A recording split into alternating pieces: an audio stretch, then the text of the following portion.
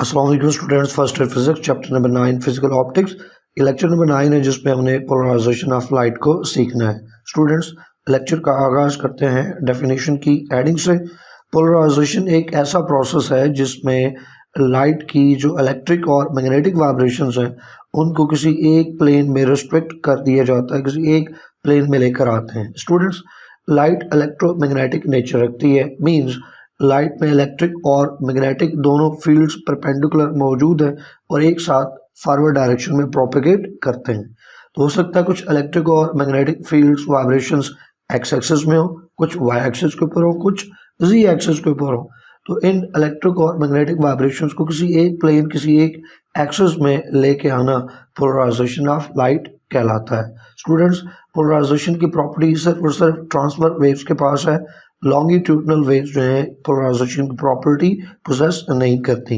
ये बात बहुत कीमती है, एग्जाम के पॉइंट ऑफ व्यू से कई बार पास्ट पेपर में पूछी गई, आइंदा भी पूछी जा सकती है। एडिंग स्टूडेंट्स, एक्सप्लेनेशन की है। अभी हमने बात की कि ट्रांसफर वेव्स के पास पोलराइजेशन की प्रॉपर्टी है, लेकिन लॉन्गिट्यूडनल वेव्स में ये नहीं है। इसी चीज़ को अब डायग्राम की मदद से हमने जस्टिफाई करना है। तो पहले in case of transfer waves, तो यहाँ पे डायग्राम देखें स्टूडेंट्स। इस डायग्राम में ये दो वुडन बोर्ड्स हैं।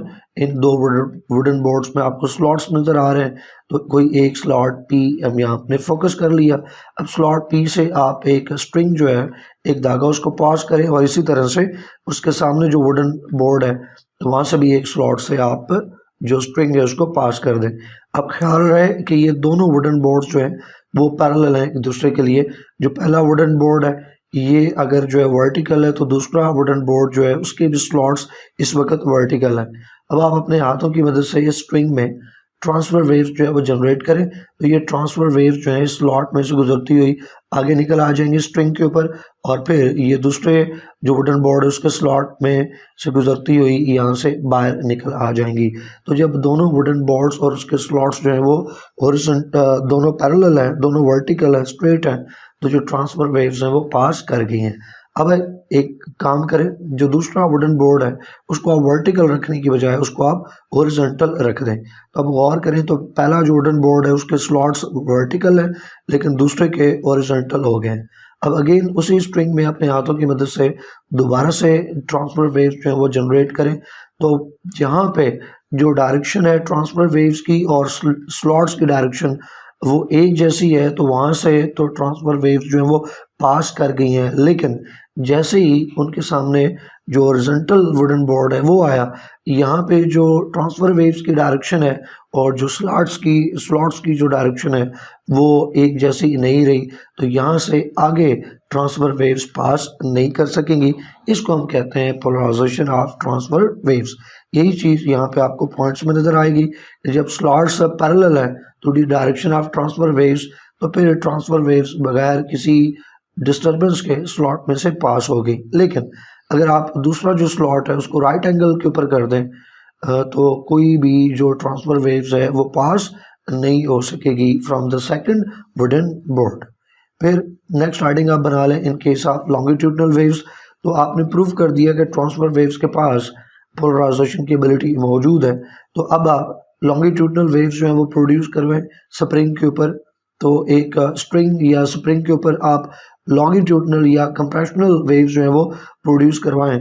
तो उसका नतीजा क्या निकलेगा कि वुडन बॉक्स की कोई सी भी डायरेक्शन हो, स्लॉट जो है वो इस तरह से वर्टिकल हो या स्लॉट जो है वो इस तरह से हॉरिजॉन्टल हो, तो जो वेव्स हैं, जो लॉन्गिट्यूडनल वेव्स हैं, वो लॉन्गिट्यूडनल वेव्स जो हैं इनमें से आसानी से पास कर जाएंगी दोनों में से। तो इसका मतलब है कि लॉन्गिट्यूडनल वेव्स के पास जो पोलराइजेशन की एबिलिटी है वो मौजूद नहीं है। तो कोई भी ओरिएंटेशन हो, कोई भी डायरेक्शन हो स्लॉट्स की, जो लॉन्गिट्यूडनल वेव्स हैं वो पास कर जाएंगी। तो लॉन्गिट्यूडनल वेव्स के पास पोलराइजेशन की प्रॉपर्टी फिर एग्जिस्ट नहीं करती। नेक्स्ट हेडिंग एक इंपॉर्टेंट शॉर्ट क्वेश्चन भी हो सकता है अलग से कि why ordinary light is not polarised.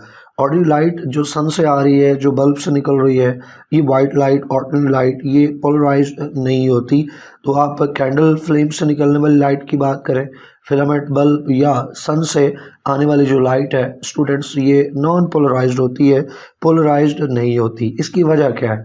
इनमें से कोई भी सोर्स आप ले लें, उसकी बात करें तो उसमें जो एटम्स हैं स्टूडेंट्स, एटम्स के अंदर इलेक्ट्रॉन्स हैं शेल्स में, तो जो इलेक्ट्रॉन्स हैं वो एक्साइट होते हैं, हायर शेल्स में जाते हैं, वहाँ से जब उनकी डी एक्साइटेशन होती है तो जितनी एनर्जी उन्होंने एब्जॉर्ब की है वो इमिट कर देते हैं। अब एक एटम के अंदर डिफरेंट इलेक्ट्रॉन्स हैं जो एक्साइटेड है, डिफरेंट डायरेक्शंस में एक्साइटेड है, तो लिहाजा वो डिफरेंट डायरेक्शंस के अंदर जो है वो लाइट को इमिट कर रहे हैं। चूँकि इन सोर्सेज में बहुत सारे एटम्स हैं और उनमें कई एक इलेक्ट्रॉन्स हैं जो एक्साइटेड हैं, जो डिफरेंट डायरेक्शंस के अंदर लाइट को इमिट कर रहे हैं। लिहाजा इन सोर्सेज से निकलने वाली जो लाइट है वो फिर पोलराइज्ड लाइट नहीं हो सकती, क्योंकि डिफरेंट एटम्स जो हैं उनके इलेक्ट्रॉन्स जो हैं वो डिफरेंट डायरेक्शन के अंदर ट्रांजिशन जो है वो एक्सपीरियंस कर रहे हैं, डिफरेंट डायरेक्शंस के अंदर एक्साइटमेंट और डी एक्साइटमेंट हो रही है। लिहाजा ऑल पॉसिबल जो डायरेक्शंस हैं, ऑल पॉसिबल जो प्लेन्स हैं, उन तमाम प्लेन्स और तमाम डायरेक्शंस के अंदर लाइट निकलती है इन सोर्सेज से, तो ऐसी लाइट फिर पोलराइज्ड लाइट नहीं हो सकती। अब अगली एक इम्पॉर्टेंट हेडिंग, ये भी अलग से एक शॉर्ट क्वेश्चन हो सकता है कि फिर अगर हम जो ऑर्डिनरी लाइट है जो पोलराइज्ड नहीं है उसको पोलराइज्ड लाइट में कन्वर्ट करना चाहें तो हमारे पास क्या मेथड्स, क्या तरीके हो सकते हैं? तो 4 मेथड्स यहाँ पे मौजूद हैं बच्चे। एक मेथड है सिलेक्टिव एब्जॉर्प्शन, दूसरा मेथड है बच्चे रिफ्लेक्शन फ्रॉम सरफेस, तीसरा मेथड है कि आप क्रिस्टल से रेडिफेक्शन के नतीजे में आप जो ऑर्डिनरी लाइट है उसको पोलराइज्ड लाइट में कन्वर्ट कर दें, और तीसरा मेथड है स्कैटरिंग बाय टाइनी पार्टिकल्स से लाइट की स्कैटरिंग करवाएं, तो वहाँ से भी जो नॉन पोलराइज्ड लाइट है वो पोलराइज्ड लाइट में कन्वर्ट हो सकती है। Next important heading application of polarized light है। Students, different cases, different scenarios हैं जहाँ पोलराइज्ड लाइट को इस्तेमाल किया जाता है, जैसे कि ग्लेयर को रिड्यूस करने के लिए पोलराइज्ड लाइट को इस्तेमाल करेंगे। अब इसके लिए ग्लासेस को इस तरह से डिज़ाइन किया जाता है, बनाया जाता है, जब लाइट ग्लासेस के ऊपर स्ट्राइक करे तो वो लाइट जो है जब आंखों की तरफ जाए तो पोलराइज्ड हो चुकी हो, ताकि ग्लेयर को कम से कम किया जा सके। इसी तरह कुछ कंपाउंड्स हैं, कुछ सॉल्यूशंस हैं जो पोलराइज्ड लाइट को लेफ़्ट या राइट साइड पर रोटेट कर देते हैं, तो हम कहते हैं उन कंपाउंड्स में, उन सॉल्यूशंस में ऑप्टिकल एक्टिविटी मौजूद है।